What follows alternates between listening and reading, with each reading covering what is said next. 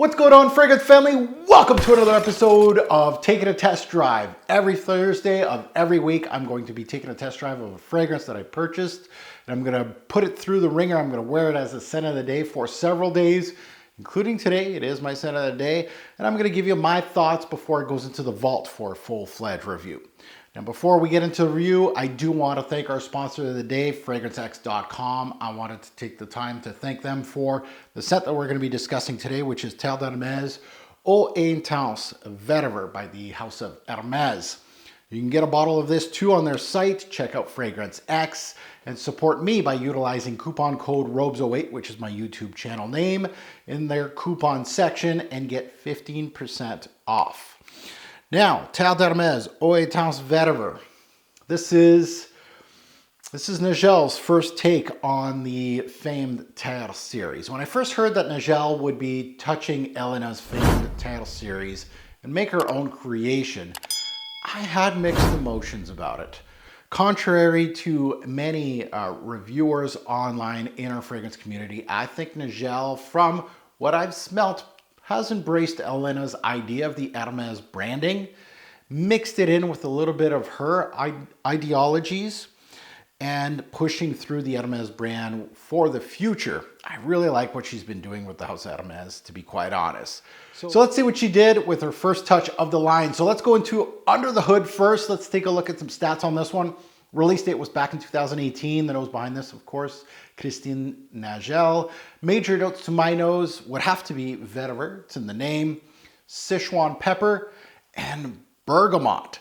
So there is, as far as the major players go, vetiver was a huge player in the original Terre d'Hermes, but there are some notes that are a little different here. So let's crack this one open. Again, it is my scent of the day today. I am wearing it, and but let's remind me of this introduction of Terre d'Hermes Eau Intense Vetiver. Now, the introduction reminds me of a Terre d'Hermes. I mean, it really is, reminds me of the OG. So the original orange introduction has been replaced here with the super popular citrus of bergamot. The bergamot note in here actually really works. The bergamot here is sparkling. It's beautiful. It's well composed. This is paired with a spicy Sichuan pepper, and they go hand in hand. There's no like fun little citrus opening that's very thin. No, this fragrance has some depth and some ruggedness within the introduction with that spicy Sichuan pepper, which is absolutely beautiful. The vetiver comes front and center too. It starts to slowly creep as the central theme and its proper placing, of course. So the bergamot pepper, both excellent here in the introduction. I really love these notes in here and what Christine did with both of those notes. And then they move on to being more secondary notes in this introduction, but a really nice introduction to a new flanker to the line. Now, going more into the dry down of this particular release, the dry down loses, of course, the bergamot. That burns off quite quickly, and you lose that acidity that the citrus gives this fragrance. And I do really like that added touch in the opening, that citrus touch. But it's a shame, but it leaves you with a really good spicy kick of the Sichuan pepper and the primary note now of a dry vetiver. There's a light woody touch, of course, that the vetiver gives you more into the dry down. It has that earthiness.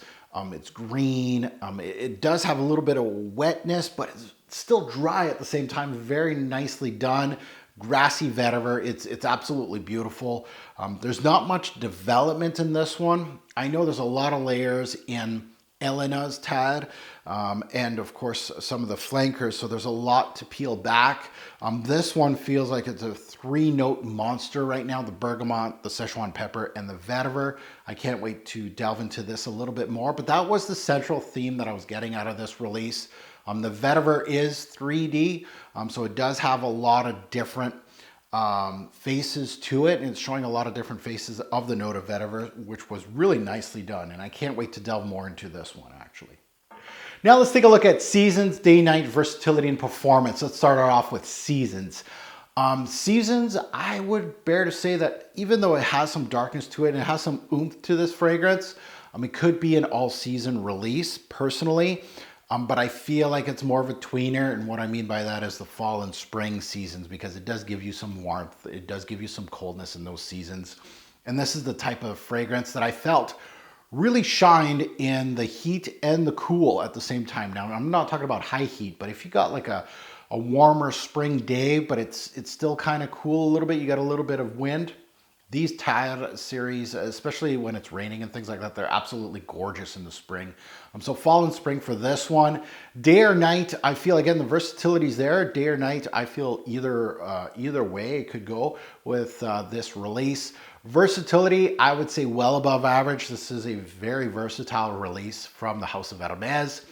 And the performance, now of course that's important, but I feel like the performance was just in line with the rest of the Terre d'Hermes series. Longevity, 7 to 9 hours. Projection was average. So there's nothing, it's not a beast per se. It's not a weakling. It's right in that sweet spot of, especially since like the OG. The OG gives me the same type of performance. So my final thoughts on this flanker. This flanker did very well on my skin for the week that I wore it.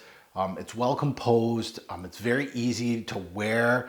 It's very masculine. You got a lot of woody aspects and spicy aspects here. It performs just like the others of the brand. It just basically hits a lot of check marks. It really does. Like it's not outstanding. It's not something that is out of this world great, but it's just very solid as a release. This one changes things up quite a bit to be more, to be interesting enough that you can own the original Terre d'Hermes and own this, and you're gonna see some differences. The name Intense in here that says Eau Intense Vetiver. Intense, don't go into this thinking that this is gonna be more power. I feel like it really just wanted to say in the name, at least, that it's the intensity of the vetiver was thrown up a notch, and I feel that in this release, but it's not more of the intensity of the fragrance itself.